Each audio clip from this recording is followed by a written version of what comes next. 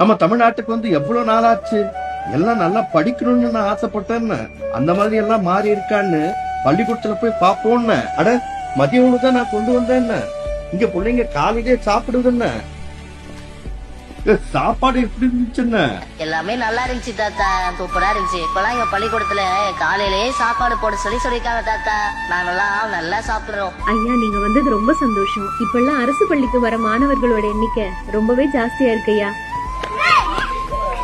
அட நம்ம ஊர் பள்ளிக்கூடத்தை இப்பதான் பாத்துட்டு வர்றேன்னு மனசுக்கு நிறைவா இருக்கு.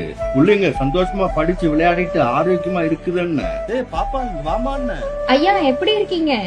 நான் 12வது முடிச்சு காலேஜுக்கு போறேன். அரசு பள்ளியில படிச்சனால புதுமை பெண் திட்டம் மூலமா மாசம் 1000 ரூபாய் கொடுக்கறதா சொல்லிருக்காரு நம்ம முதலமைச்சர் மு க ஸ்டாலின். இப்படிப்பட்ட தமிழ்நாட்டை தான் பார்க்க ஆசைப்பட்டேன்னு. நான் கண்ட கனவெல்லாம் தம்பி மு க ஸ்டாலின் செஞ்சிட்டு இருக்காருன்னு.